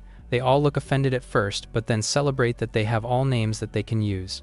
Looking at them so giddy, he decides to give them different names later once their unique personalities shine. He then asks Patra about the underground dungeon they built. Later, Patra is giving him a tour of the ants' dungeon. She shows him the cold storage where they keep the meat and the drying room where they let the hides dry. She also shows him where they keep all the magic stones they found while digging. He is amazed by how intricate the dungeon is given it was built in such a short time. He praises Patra and her ants for a job well done. He was surprised at first when he heard about the dungeon, but it turned out to be just a nest for Patra and the others. Since they have got meat, they can eat to their heart's content. However, Rock finds himself later in the market. He realizes he has totally forgot about the cooking utensils, and since they are short on time, he can just cook fried chicken. It is quite easy dish since all you have to do is dip the chicken in the batter and fry it. It goes well with cabbage, thus he buys the vegetable. However, the vendor tells him that they have not had any lately. He is bummed a bit because he was looking forward to complete the dish for everyone to taste. Just then, someone asks him if he can afford to play around. When he whips back his head, he sees Jack and his crew. The man smirks at him. Jack reiterates that if he begs, he will let him in the party again. Shannon immediately goes into defensive mode and protects Rock. Confused, Jack asks who she is. Rock sighs and tells Shannon to just ignore the man. He then mentions to Jack that they are not affiliated anymore, so he should stop bothering him. Frustrated, he tries to attack Shannon instead. Fortunately, Rock is fast enough to block his fist. Angered, Rock tells him to behave and watch what he is doing. Gritting his teeth, Jack remarks that the guild probably paired him with the elf to work against him, but looking at her, he realizes that he has nothing to be scared of. She really looks like a trash E-ranker. He further mocks Rock, saying that he can never use his full potential. This angers Shannon, insisting that Rock is not weak and someone they can just toss around. Jack smirks at her, remarking that she should know her place. Cara steps in and asks if the elf is his new partner. He confirms and introduces Shannon to everyone as an E-rank elven adventurer. Cara scrutinizes her look and tells her that her outfit is tacky. She adds that if she is going to be Rock's partner, she should put a lot more effort into her appearance. Rock remarks that she should mind her own business and that appearance is not a big deal for being an adventurer. Annoyed, Cara states that she never thought that he would settle for a mere low-ranked adventurer as his partner. Emmy then interrupts and apologizes to Shannon for her crew's rude manners toward her. She then bows her head to Rock, showing once again her remorse for what happened. She considers quitting, but she wants one last match against him to know where she stands. In this way, she could decide what she is going to do from here on out. Jack then calls out his team, saying that they should go, and warns Rock that he should do his best, or he will defeat him. After watching them go, Shannon tells Rock that they should go as well. He assures her that they will definitely win, since he now has a stronger reason to fight. So, for now, they need to head back and have dinner first. Lucky accidentally makes a mess while making cornmeal. Rock forbids him from playing with food, but Lucky clarifies that he was not playing but merely helping him prepare their meal. He tries once again but miserably fails. The others cannot help but laugh at his silliness. After a while, their food is done cooking. Rock prepares his special extra crispy fried chicken. Everyone starts to dig in, and one bite from the chicken feels like they are in heaven. The dish is so delicious and the chicken is crispy outside and soft inside. He tells Shannon to be careful while eating since it is still hot. She agrees with him but continues to devour her food since it is really tasty. The others continue to eat as well until they are full. After their dinner, Rock discusses the plans for their quest. He informs everyone that their destination is the Verdant Dungeon. The dungeon is 2 to 3 days away by carriage, and the quest would normally take about a week. The terrain is full of marshes and forests that are hard to navigate. But, if they go in a straight line, they can make the travel less than half a day. Based on Jack's luggage and the direction their carriage went, he could predict that they are going to take the standard route. They will likely get caught in trouble in the forest unless they have some kind of trick up their sleeve. He doubts that they will take the same shortcut, so they will likely win. Shannon finally understands now why he was so confident to win. Now that they were able to recuperate, they should start their exploration. Later, they ride Lucky going deep into the forest. Shannon apologizes to him for giving her a ride too. The beast assures her that he is fine with it. Rock smiles since no monsters are attacking them because of their fear of the Fenrir. Just then, they hear someone shouting for help on the other part of the forest. They guess that someone might be getting attacked by monsters. With this, Rock asks Lucky to head back a bit, to check on who must be crying in the middle of the forest. However, to their dismay, they find a gargoyle weeping loudly alone. Sensing them as a threat, he fires at them with his wind magic. They are able to deflect the attack, but this insults Lucky, who then starts to gather his power in his mouth. Rock finds this impressive but stops him, immediately realizing that he is gathering an insane amount of power. In addition to this, the royal capital is in the direction of his attack, and this could hurt the city. Sweating bullets, Lucky confesses that he cannot stop the strike anymore. He unleashes the power, and Rock immediately places himself between the ball of energy and the city's direction. He then casts a spell to at least minimize the effect of the power. The attack is too strong that he struggles to prevent it from going further. Even though injured, he pushes through it and manages to split the attack in two, making it less destructive. Breathing heavily, Rock manages to save everyone, while Lucky tries to dissociate himself from the situation. Shannon runs up to him and asks if he is okay. He assures her that he is fine, and is also glad to see that both of his companions are okay. Suddenly, she sees his hands bleeding. He downplays his injury, saying that a simple healing potion can fix it right away. He then retrieves a healing potion from his garden and drinks it up, healing his wounds in an instant. Shannon lights up, impressed by how incredible the potion is. Crying, Lucky apologizes to his master for messing up again. Instead of berating the beast, he thanks him for protecting them, pointing out that the beast only did it to save them from a monster's threat. However, he tells him that since he has naturally strong mana, he has to learn to control it so it will not cause another trouble. The divine beast sniffs, touched by how kind-hearted his master is. Unable to contain the feelings, he howls in happiness. Now, Rock shifts his attention to the gargoyle, who then panics. The monster moves back and calls him a monster. Rock is in disbelief since it is clear that this isn't the case. He then asks why the creature was crying out there. The gargoyle shares that he was just so sad after being fired from the demon's army. He was apparently made from leftover materials. Because of this, his mana is too low, so he was made to be the cleaner of the Dark Castle for 100 years. However, the army brass changed and they decided that they no longer need a monster who could only clean. He was wandering throughout the forest without a clue on what he should do next with his life. He eventually reached a village, but the villagers drove him out. He had done nothing but clean the castle, so that was the first time he ever met humans. He felt so miserable after the encounter, and it made him realize how incomplete he was as a monster. Tears fall down his face again, asking why he was even born. Rock comments that gargoyles are the elite of the demon army, and it would take a massive amount of mana just to create one. It is hard for him to believe that they would make one carelessly with leftovers. He then asks what the monster would like to do with his life now. Still confused, the gargoyle is still undecided. He then starts to cry again, overwhelmed with confusing emotions. Pitying him, Rock asks if he wants to join their exploration. The gargoyle is stunned by the offer. He is nothing but a weak monster who can only clean, and yet he wants him in his team. Rock replies that he surely has a unique ability after cleaning for 100 years. Besides, it is an impressive feat. The creature finally cheers up and thanks him for giving him a new purpose in life. With this, the garden's voice asks him again if he wants to add the sealed gargoyle to his party. Hearing this, Rock realizes that his power must be sealed. When asked about it, the creature reveals that he was made by the Demon King 2 generations ago. Although there is a mystery to him, Rock has officially accepted the gargoyle into his party and gives him the nickname of Gargo. He is then transferred to the Sanctuary Garden. Rock then receives a message that the garden can now be expanded due to the increase of divine beasts. He carefully picks elements to add to his garden and chooses to expand the cabin this time. After the expansion has been completed, they continue their journey. Rock notices that there is a village nearby and sees that there are growing cabbages in the area. He picks one up, amazed that cabbages can grow in a wild place like that. Seeing Lucky taking a rest, he decides that they call it a night and recuperate to continue their journey later on. The next morning, the group continues to trudge through the forest. According to the gargoyle, the village is up close, and so they follow the path. Eventually, they reach a village. Rock tries to wake up the village guard to no avail. Shannon tries as well, but the old man just mumbles in his sleep. When he opens his eyes, he can't believe how beautiful Shannon is and believes that his time has come and he is seeing an angel. Afraid to die with regret, he puckers his lips and tries to kiss her, but Lucky smacks him instead, pinning him to the ground. Seeing Rock, he accuses him of being a bandit.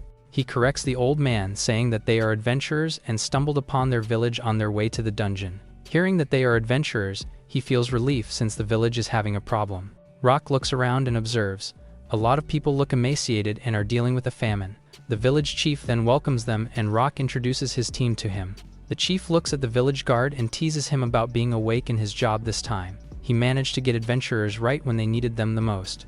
The guard scoffs and tells him that he even managed to chase off a gargoyle that posed as a threat to their village. The chief laughs at him, not believing that he managed to drive a powerful monster by himself. The two engage in a banter, and so Rock has to interrupt and ask what the village's problem is. The chief immediately apologizes and clears his throat before explaining. It all started about 6 months ago.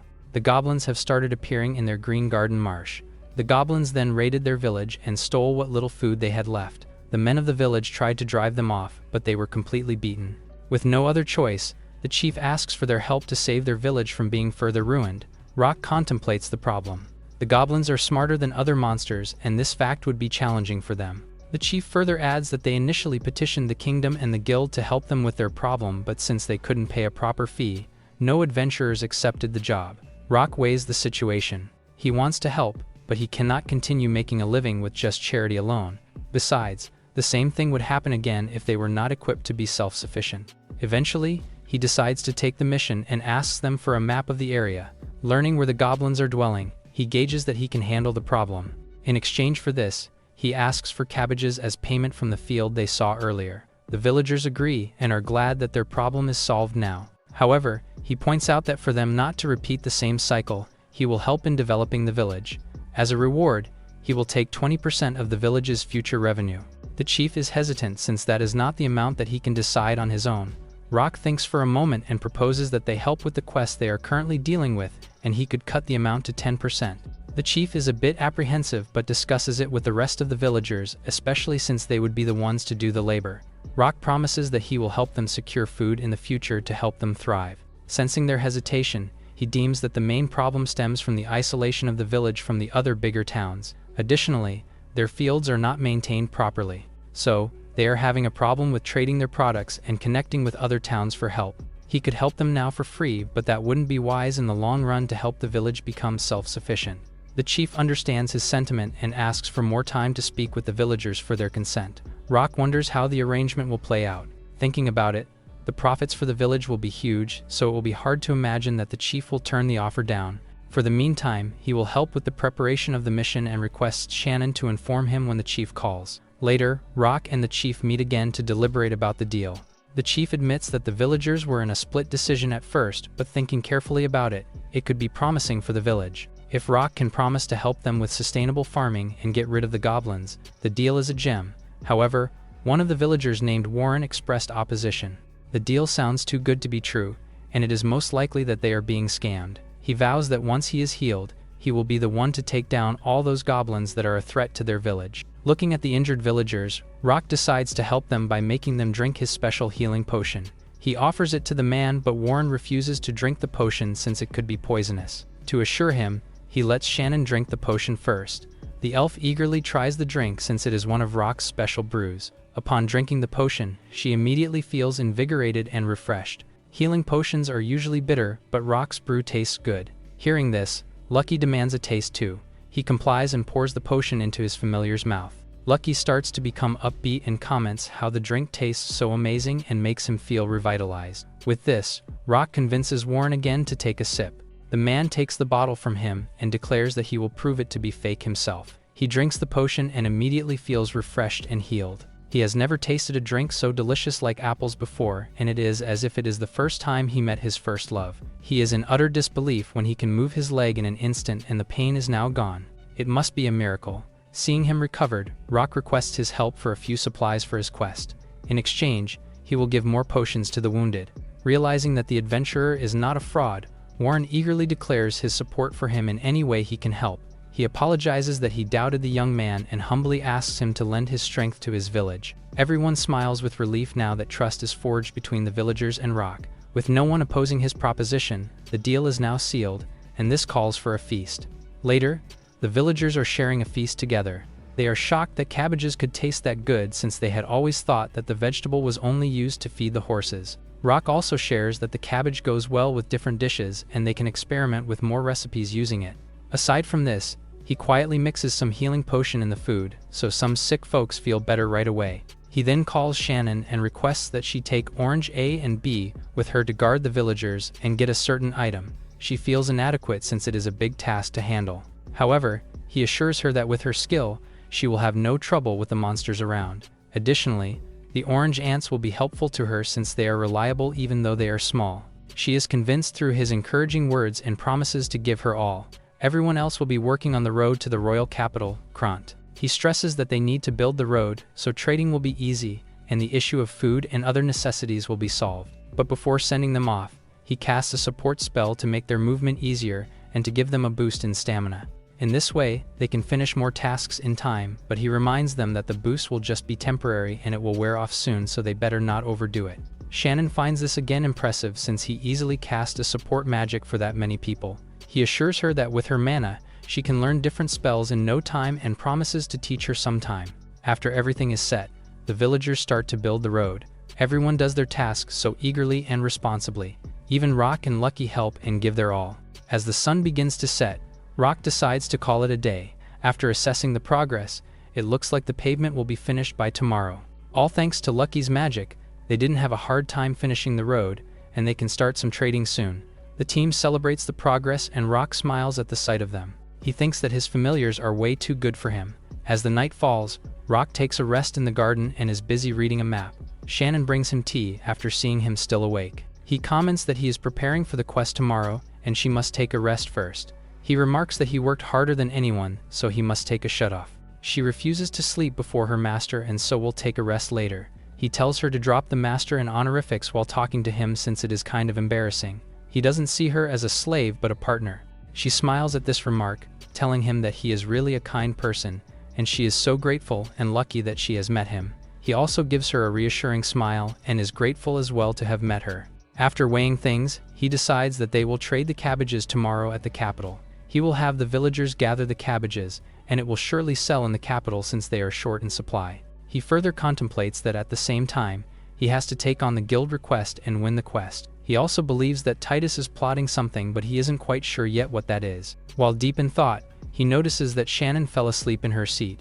He smiles at the sight and casts a spell on her to help her sleep peacefully. It is nighttime in the monster world. Every ant, gargoyle, bird, or elf is sleeping peacefully. Rock gets out of his cabin quietly to not wake anybody up. To his surprise, Lucky is just outside, ready for him. They both agree that the night is the best time to nab rainbow dragonflies. Lucky justifies that he needs to tag along since no monster will challenge them with him around. Lucky also asks Rock about how he plans to deal with the goblin. To his surprise, Rock tells him that it will be okay, because he knows some adventurer will come along to wipe them up. The Fenrir has no idea what he means, but he forgets about it. They both have fun catching rainbow dragonflies in the forest with their fly-catching nets. The next morning, Rock wakes up on his bed. He hears someone humming in the kitchen and thinks it is Shannon making breakfast. He exits his bedroom to help Shannon out with the cooking. He is then surprised to see that it is not Shannon but Gargo who is cooking in the kitchen, and he is wearing a pink apron that makes him look like a woman at that. The surprise of the gargoyle cooking for him in an apron is too much for Rock, and he screams. Gargo asks if he is okay. Rock tries to assure him that everything is okay. He offers to help him with the cooking, but the Gargo insists that he does all the cooking in the Demon Lord's castle. Shannon appears to say good morning. She apologizes to Rock for falling asleep on him last night. Rock sees that she is holding a wooden sword and asks if she has been training. She shows disappointment as she asks if Rock went alone hunting for rainbow dragonflies last night. Rock assures her that he was safe and that he had Lucky with him. Shannon complains that she was not there to be useful to him. Rock thanks him and assures her that they will go together next time. The elf girl cries as she wants him to keep his promise. Later, Rock asks Warren to drop off the rainbow dragonfly wings at the guild for him as he journeys to the capital in his horse carriage. As Rock looks at Warren leaving the village with his horse carriage, he goes on to think about the other things he needs to do for the village. Rock teaches the villagers to till the fields and plant cabbage, ensuring that their food and trade will be sorted. Later at night, the entire village celebrates as the road they have been building is already complete. Rock praises Patra and the other orange ants on their stonework, which he thinks rivals that of master craftsmen. An old lady also approaches Patra and the ants and admits to them that she is no longer afraid of monsters because of their kindness. Meanwhile, the village chief approaches Rock to thank him for everything he did for them. The old man asks if he really only wants 10% of the profit, considering he has helped them too much. Rock replies that he has no problem with it. The chief promises to always pay his share no matter what. Later that night, Rock and the orange ants go to the Oringo territory, where they steal some of the eggs from the Oringo and end up being chased by the alligator-looking monsters. Meanwhile, Lucky, Shannon, Petra, and Gargo went to the territory of the green frogs and recovered a green emerald from the creatures. The group then goes home to the village, where they eat a feast with the villagers. Meanwhile, Jack's party is on their way to the dungeon by horse carriage. On another morning in the monster garden, Rock and all his beast friends are gathered in the field. A small bird lands on Rock's shoulder. He is surprised that a tiny bird is living in the garden. Patra tells Rock that the bird on his shoulder is the sky bird, surprising the lad. Patra informs Rock that when they were sorting monster corpses, she found a chestnut-looking item. Skybird ate it and shrank to a small bird as a result. Rock thinks they should find a way to change the skybird back, saying this makes the skybird so happy. Rock then changes his mind and thinks maybe it would be fine the way the bird is, since he will probably change back eventually. Rock saying this leaves the bird depressed. Rock then gets distracted by a stench. He looks towards the source and sees Lucky. He asks the wolf when the last time he took a bath. Lucky looks away as he says that he took a bath yesterday.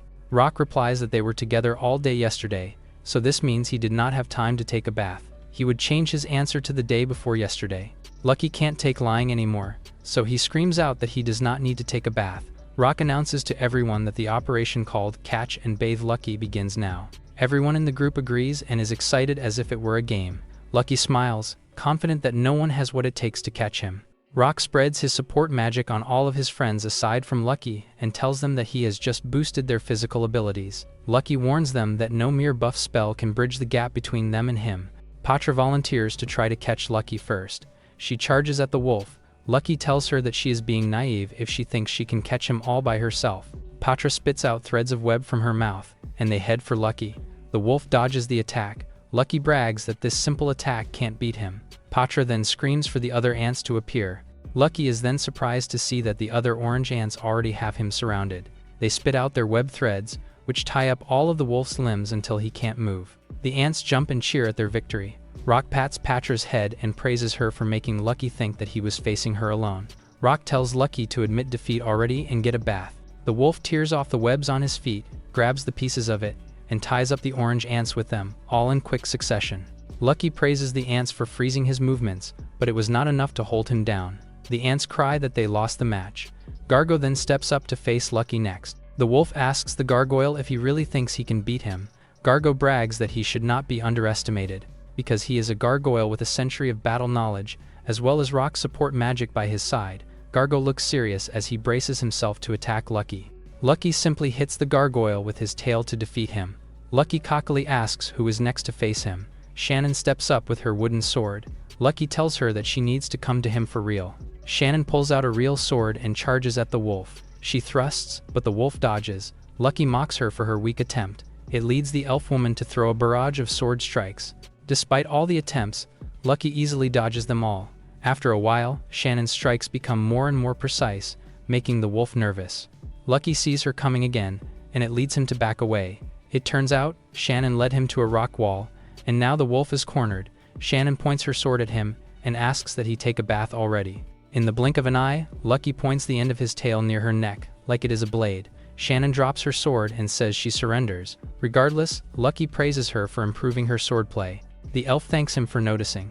Lucky then faces Rock and sees that he is the only one left. The giant wolf is hyped to face him, and warns Rock that he needs to come at him with everything he's got. Rock pulls out his twin daggers. Both face each other with a smile. Suddenly, Lucky smells a sweet scent that makes him relax. On top of the giant wolf's head is the skybird, and it has a flower in its mouth. A second later, Lucky feels drowsy, and he falls asleep. It is now that Rock realizes that what is in the bird's mouth is a sleep flower. The skybird looks smug as it feels like it is the winner. Rock gathers the others, as they see it as their opportunity to give Lucky a bath. Meanwhile, Jack's party is already near Verdant Dungeon. In the carriage, even now, Jack's anger has not subsided, and it is making him shiver. He still complains about how Rock has betrayed them. Emmy corrects him, telling him that it was they who betrayed Rock first. Jack can't take it, so he tells her to shut up. He thinks about how Rock was just their mule who carried their things, while he was always in the front lines taking down monsters to claw his way up to S rank. He then recalls how Kid told them that they are just a C-ranked party without Rock. The very thought of it makes Jack's teeth grind, and his fists tighten. He swears that he will prove that they are an S-rank party without Rock. Cara and Emmy remind him that they can't handle the Orango and Rainbow Dragonflies because they are too scared of them. Jack accepts this, since their main prize is the wyvern anyway. Cara can no longer take Jack's attitude and asks why he always acts so high and mighty. She continues to say that he takes jobs without even checking the details and drags them into his mistakes. She reminds him that she and Emmy are only helping him because they have to, and that they will disband once the mission is done. Jack does not care and says that they can do whatever they want, as long as he is the one leading their current operation. Their carriage driver tells them that they have arrived at the dungeon. Jack pays the man some silver coins for the journey. The driver complains that it is not enough, making Jack feel humiliated. Jack then pulls out more money, so the driver leaves. Jack's mood became even more foul now that he feels like he experienced another bad thing. He forgets about it, and the trio heads inside the dungeon entrance. Meanwhile, Lucky is so clean and fluffy now that Rock and everyone in their family are hugging him all over. Jack and the others explore the dungeon. Jack tells his party that their only target is the wyvern in the deepest depths. They ignore the oringo they pass by on their walk. Jack then notices that there are no rainbow dragonflies or green frogs around. They see that the alligator-like orangos are still around, but they don't see any of their eggs in sight. Jack complains that they can't retrieve anything like this. It dawns on him that the guild must have set them up. He grinds his teeth, thinking that this is all the guild's doing, and promises himself that he will get back at them. A goblin suddenly jumps toward Jack from behind to ambush him. Jack slices the creature in two before it gets near him.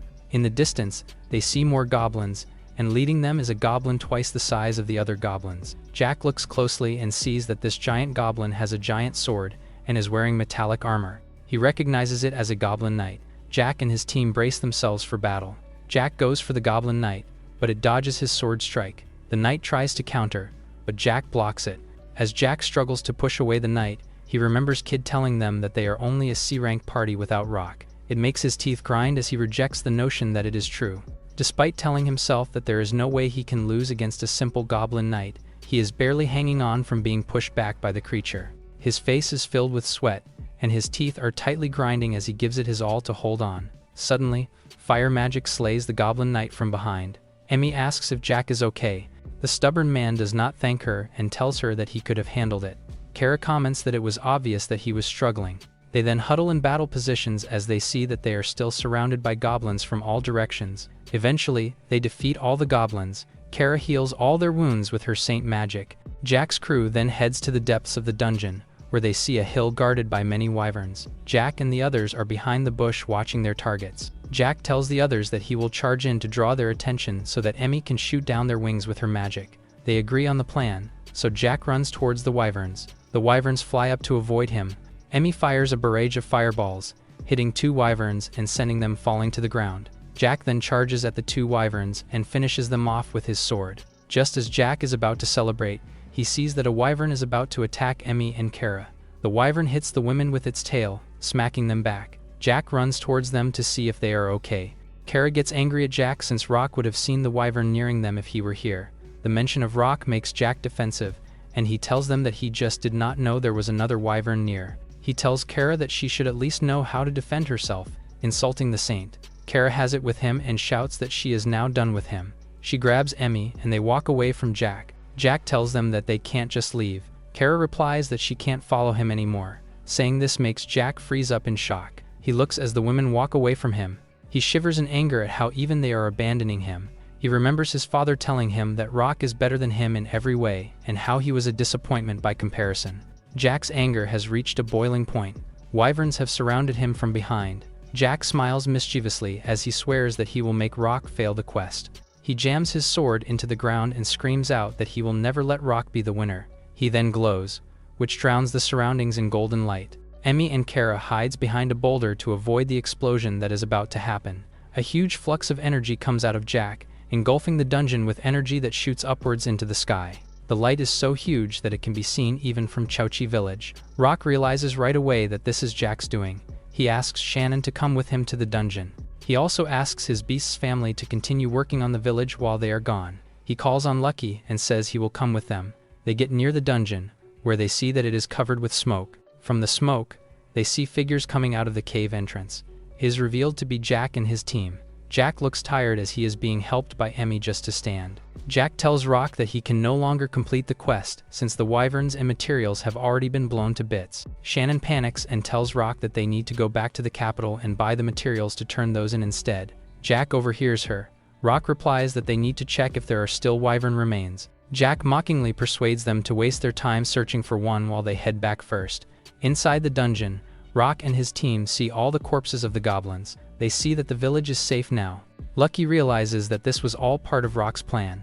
They head to the wyvern territory and see that Jack's attack left no corpses. Shannon sees some scales and claws on the ground, but they are too damaged to take. Just as Rock is about to tell them there is nothing they can do now, Lucky has found something and is wagging his tail with excitement. He leads them to a nest of wyvern eggs that remains undamaged because it was behind a rock. They head back to the village, where the villagers are glad that they got what they were looking for.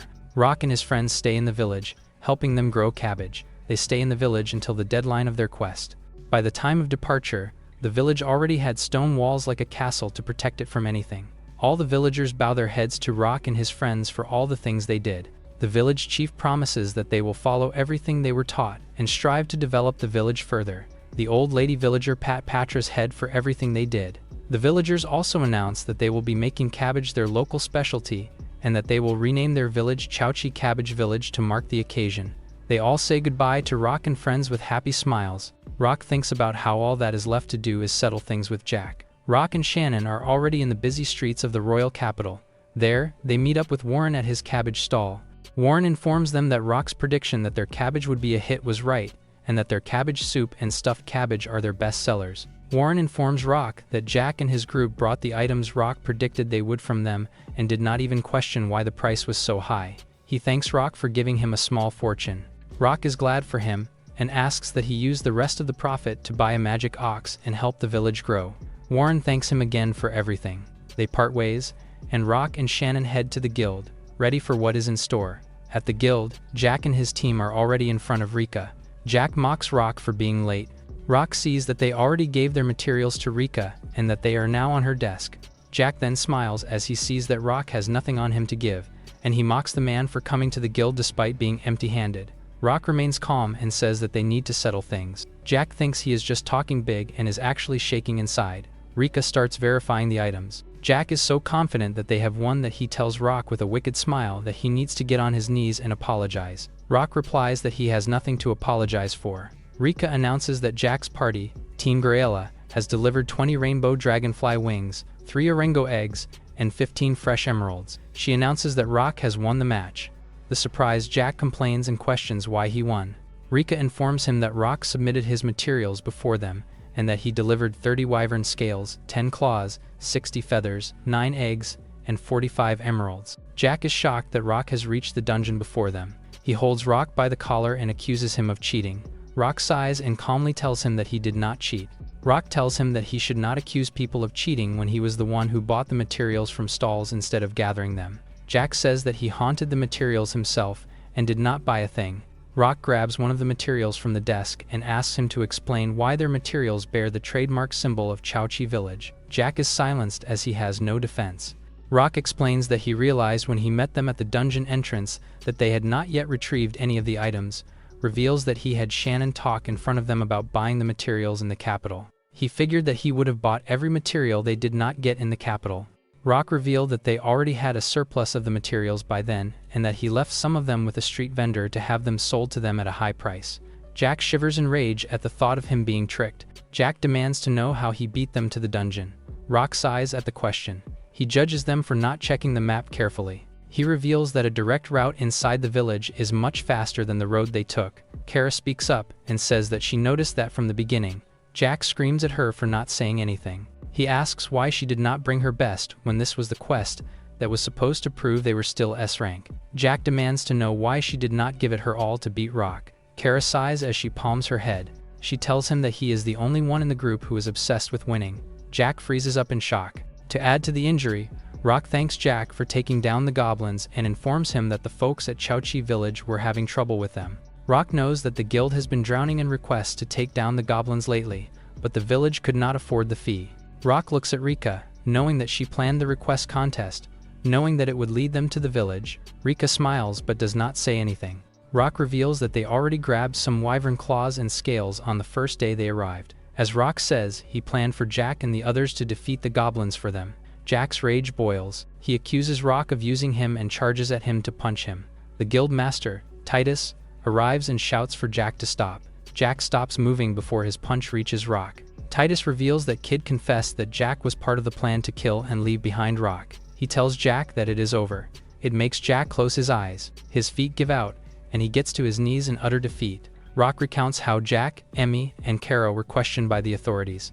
Since Cara and Emmy were not part of the plan to kill Rock, they did not receive any serious punishment and were only demoted to C rank. With Team Grayla dissolved, Cara suggested that she and Emmy form a party with Rock. Rock turned down the offer, leaving Cara sad and disappointed. Rock has heard that she and Emma became an adventurer party duo after that. Meanwhile, Kid was locked away in the dungeon, and investigations revealed more of his past crimes. Jack, on the other hand, was sent to 6 months of mining duty and will start fresh from E rank if he ever decides to become an adventurer again. Meanwhile, Rock is just outside the capital, staring at the view in peace. Lucky asks what is on his mind. Rock answers that he was just thinking about his childhood friends. He reminisced about how they used to play together as kids. He compares it to how he is now with a new set of friends and is having a good time with them. Rock stands up and says he now has the strength to move forward with his comrades. Lucky is happy for him and agrees to move forward. Rock stretches out his hand for a fist bump and asks Lucky to move forward together. Lucky fist bumps him back and says he can leave it to him. They face each other with smiles. Shannon interrupts to tell them that dinner is ready. Rock and Lucky go with her to dinner. Later at night, in the dark streets of the capital, a skeletal figure approaches. Adventurers guard the royal capital walls against a group of ogres. One ogre punches the ground, and it sends 2 adventurers flying. They fear that it would only be a matter of time until the creatures break into the capital. Just as an ogre is about to punch some adventurers to their death, Rock and Lucky arrive to stop the punch. Rock apologizes to his fellow adventurers for being late and tells them that he will take care of everything. The ogre tries to punch Rock, but a mage suddenly shoots the creature from behind with a flame spell. It is revealed that it is Emmy, and Rock is glad to see her. Rock asks Patra to command the others in their group. The Ant Queen says she will do it and brags about her leadership skills. She pairs up Orange A to E with Gargo, and she lets herself be paired up with Shannon. Rock casts a support spell on his companions to boost their base stats. The group leads the charge against the ogres. They and the other adventurers all help out in taking down the ogres. Lucky can take an ogre out with one slash of his claws, leaving him bored. Rock looks around and sees that the gang is doing great, battling the monster thanks to Patra's leadership. Meanwhile, an ogre is approaching a scared Gargo. Gargo casts projectile magic against the ogre, but he gets scared as he sees that it has no effect on it. Rock and Lucky back him up. Eventually, all the ogres get slain. The adventurers cheer in celebration. They all thank Rock for saving their lives. Rock is confused about why ogres showed up to attack the capital and wonders what is going on. Cara heals all the adventurers, leading them to thank her. Cara tells them that they can repay her by giving her a new outfit, much to the trouble of the adventurers. Rock is embarrassed and sees that she has never changed. The royal knights arrive by horseback. The captain of the night, Marcus, thanks the adventurers for cooperating in the ogre investigation. He continues to say that the knights will take the ogre bodies to investigate the cause of their rampage, which frustrates the adventurers. Later at the guild, Guildmaster Titus is angry at Marcus for stealing the monsters that the adventurers risked their lives to kill. The 2 faction leaders argue in front of all the adventurers. Marcus replies that it is for an investigation of the ogre's abnormal movements and that they should not complain since the knights will pay for them. Titus yells at him for paying a bad price. Marcus defends that it is the reward for investigation assistance, so it is lower than usual. Titus grabs him by the collar and demands that the knights pay the adventurers what they deserve. Marcus calmly tells him to let go, unless he wants to go to war with the knights. Rika claps his hands and asks both of them to remain calm. She tells Titus that she will talk to the captain from now on. Titus apologizes to her for letting his temper get the better of him. Later, Rock goes to Titus's office to talk about what happened. Titus believes that if the knights keep pulling stunts like what they did, eventually, the adventurers will leave the kingdom. He goes on to talk about how adventurers are vital for a city's growth and defense, while also being vital for solving citizen problems. He continues to say that they are important in cutting down monsters, and that the kingdom prospers from the mysterious items adventurers bring back from the dungeon. He continues to complain about how Marcus does not appreciate them. He admits he is also fired up because he and Marcus are old rivals and have bad blood with each other. Titus refocuses on asking Rock to take on a new quest. He reveals that there has been a string of thefts around the capital of Magic Stone called Fire Gems, and that there have been no witnesses every time. He tells Rock that he is counting on him to solve the case. Titus tells Rock that he will get a reward even if he does not catch the culprits, as long as he finds out how they are doing it. Rock agrees to it. Their talk is interrupted by a rumbling sound. They pause their talk as they realize that it came from Shannon. The embarrassed Shannon apologizes. Later, Rock and his friends enjoy eating boar skewers in the street. Shannon apologizes to Rock for interrupting their important conversation. He tells her that it's okay because he was hungry anyway. Shannon appreciates it and thanks him. After eating, they head to the armory shop, where they find it filled with countless weapons. The store owner, Mateo, welcomes Rock. Mateo says he has heard that he has split up with his old party, and that it is a good thing for him since they never respected his support magic. It surprises Rock that he knows about his support blessing magic. Mateo asks what brings him to his armory. Rock answers that he wants to pick up weapons for his orange ant children. Mateo is surprised as he realizes that Patra is an orange ant and Gargo is a gargoyle from the demon army. Mateo praises Rock for still being someone who breaks all the rules. Everyone looks around the shop. The orange ant children, especially, are the ones intrigued by each weapon they see and play around with it. Eventually, every ant gets their preferred weapon and holds them in their little hands. Rock asks why Shannon and Gargo did not pick a weapon. Shannon replies that she already has the gear she needs, and Gargo replies that he is more of a mage than a weapon handler. Rock approaches Patra and sees that she chose a staff as her weapon. Patra tells him that she wants to help everyone with her magic like her papa. She is, however, saddened that she might not be talented enough to use magic. Rock pats her head and assures her that they can practice together with magic. Patra smiles and agrees that they will. Rock guesses that since Patra has leadership skills, it must mean she is also adept at support magic. A man in metallic armor steps into the shop. The man sees Patra and kicks her. Rock goes to her, asking if she is okay. The man complains that there are monsters in the place. Rock yells at him for what he has done. The man tells him with a big smile that a mere beast tamer like him has no right to shout at him. Rock ignores the man to ask Patra if she is hurt. Patra cheerfully says that she is totally fine. Rock is relieved and remembers that she is an A-rank monster. The antagonistic man is insulted that he is being ignored and asks if they even know who he is. They all answer that they have no idea who he is. The man is insulted and takes it on himself to educate them. He introduces himself as Mezil and brags that he is a noble of the highest class, Rock, and also the next captain of the Royal Knights. Rock replies that he does not care who he is and demands that he apologize to Patra. This angers Mezil, and he tries to convince the elf he sees to say something to his beast boy master. He warns Shannon that it is not wise to cross the knight's order, especially for an elf like her. Shannon asks him in a threatening manner what he just said to her. Misael is proud to see that he has struck a nerve in her. He goes on to tell her that she is really an old hag despite her looks. The more he speaks, the more Shannon grinds her teeth. Shannon replies to him that she is not an old hag, but that what made her mad is that he called Rock a beast boy. She pulls out her sword and points it at Mezil. Shannon tells him that she will teach him a lesson herself. The angered Mezil dares her to say it again. Mezil does not realize that his captain, Marcus, is already behind him. Later, Mezil gets a swollen cheek from getting hit by his captain. Marcus bows his head to Rock and his friends and apologizes for his comrade's behavior. He also apologizes to Patra, but the kid says he is fine since the kick was super weak. Rock says he is okay with it as long as Patra is fine with it. Marcus apologizes again and calls him by name. Rock is surprised the captain of the Royal Knights knows who he is. Marcus says that everyone in the capital knows who Rock the Beastmaster is, and that they were asked to look into him. Marcus refocuses and talks to Mateo to ask about his missing fire gems. Mateo reports to him that his fire gems vanish 1 or 2 times a week, and that another one disappeared today. Rock asks the captain if they have any suspects. Marcus is embarrassed to say that they don't know anything aside from the gems vanishing every once in a while, and that a huge batch of them was stolen from the knight's warehouse. Marcus and Mezil head back to HQ.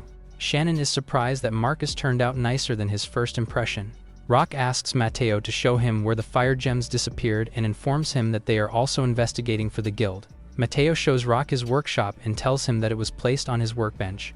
Rock intuitively feels from the 2 entrances that someone might have sneaked in without anyone noticing. He wonders why someone would risk a break-in just for some fine gems when stealing high-end weapons would make more sense. He asks where the rest of the fire gems are kept. Mateo shows him the chest where the other gems are kept and theorizes that they were not stolen because it is always locked tight. Rock asks if he can summon his familiar, and Mateo allows him. Rock's miniature garden bracelet glows as he summons Lucky out. Lucky shoots out and is so big that he can't move in the store. The wolf complains that Rock summoned him into such a cramped space. Mateo is surprised to see that he really did make a Fenrir a familiar, as the rumors suggested.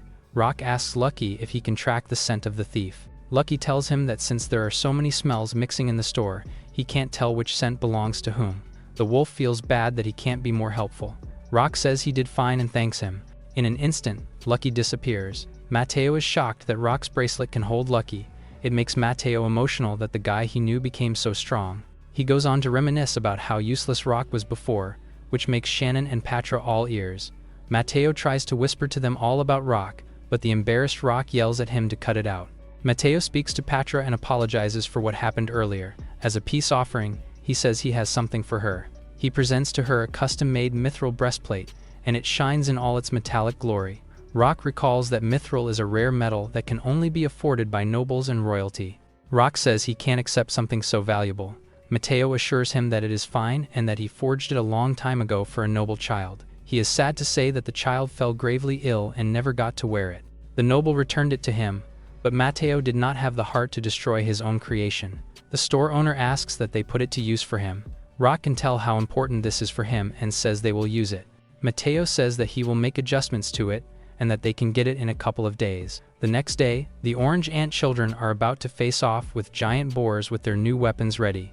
To Rock's surprise, the ants can take down boars with one hit with their weapons. He is shocked at how easy it is for them to master their weapons. As he observes them battling the boars, he is looking forward to how much stronger his children will become. After a while, all the boars got slain. The orange ants cheer for their victory. Orange Bee approaches Rock and taps on his shirt. Rock asks her what she wants, but the girl would not say a word. Patra gestures to his papa by patting her own head. Rock then gets a clue. He pats Orange Bee on the head and tells her that she was amazing. Being praised and patted makes the little girl smile with joy. The other girls see this and approach their dad all together for a head pat. Later, all the orange ants are in bliss from being head patted. Rock, Patra, and Shannon are happy to see them all so happy. Suddenly, Rock senses something. The voice inside his head warns him that a wyvern is about to be born and asks if he wishes to form a pact with it. In the monster world, the nest of wyvern eggs has hatched, and everyone is happy about the new members of their family. Rock thanks the skybird for taking care of the eggs. The status message informs Rock that the wyvern children have joined his party. The selection for facilities in the monster world opens up as the status informs Rock that he can now open 3 more facilities. He presses some of them, which springs forth a mine, fruit trees, and a hot spring on a hill. Rock finds the hot spring nice and anticipates them making a weapons armory out of the cave mine one day. Most of all, he is happy to see that they can now harvest bananas from the banana trees. He can't wait to see how much larger their little world grows. Later, Rock and Shannon ride Lucky back to the guild. Rock tells them that they will eat the boar from their hunt tonight and sell the extras at the market. Lucky pauses as he sees something in the distance. He shows the others the cemetery from a distance. The biggest tombstone from the area shines because of its gold material and the sunset behind it, and Lucky wants to get near it. He runs towards it, dragging Rock and Shannon along. At a closer glance, the tombstone is no longer shining in the sun, disappointing Lucky. Shannon holds on to Rock, making the lad see that she is scared. The elf woman tells him that she is not good with scary areas like this. Rock pats her head to assure her that Lucky and he are with her. She agrees to stay. As Rock looks at the golden tombstone, he does not see how the elf woman looks overjoyed from being patted. Rock reads from the inscription that it is the tomb of the great sage known as Domort. He informs Shannon that Domort is a legendary sage who greatly advanced their nation. She was known as a beautiful and kind-hearted sage with unparalleled wisdom and knowledge. She was best known for single-handedly negotiating a truce with the Demon King by going to the Demon King's castle and forging a pact with them, which created the peace they enjoy today. Shannon finds her incredible. Since it is getting late, Rock proposes they head back to the guild. Later, they enter the guild entrance. Rock and Shannon catch Mezel complaining to Rika since he was just informed that no adventurer would take it. Mezel then sees Rock and tells him to take the request instead. Rock grabs the paper the noble knight hands to him and sees that it is for cleaning all the insects in the entire sewer. Rock is shocked to see that the reward is 30 gold because a fire gem has been found there. Mezel tells him that he should be honored that he should take a request from the knight's order and brags that the reward money is nothing to them. Mezel asks Rika to approve the request already. He calls her an ugly woman for not approving it immediately, freezing Rika up. Rika becomes scary despite her smiling at Mezel. It makes Mezel scared of him. Rika says she understands and that she will post the request. Mezel leaves the guild, yelling at Rika that he is satisfied as long as she understands. Rock asks Rika if she is sure. Rika replies that she needs to agree since they can't afford to get into more fights with the knights. She boils in anger as she sees this as a challenge to her and plans to do things to lead to Mezel's misery. Later, Rock and Shannon head to the sewers. The area is so smelly that they cover their noses and mouths as they walk. Rock uses cleansing magic to clean the water near them. Under all the dirt, they find some of the fire gems. Rock picks one up, but is still disappointed they have no other leads than this. Shannon tells Rock that she is heading in the other direction so they can split up and search for more clues. Rock asks that she be careful since the floor is slippery. The elf woman assures him that she is very balanced by spinning around like a ballerina. She still slips and is about to fall. Rock catches her before she can. It catches her off guard. Rock's face is so close to Shannon's that it makes the elf woman blush. Rock says her name, making the elf anticipate that he is about to say something important. To her disappointment, the man only tells her that they need to head back to the surface.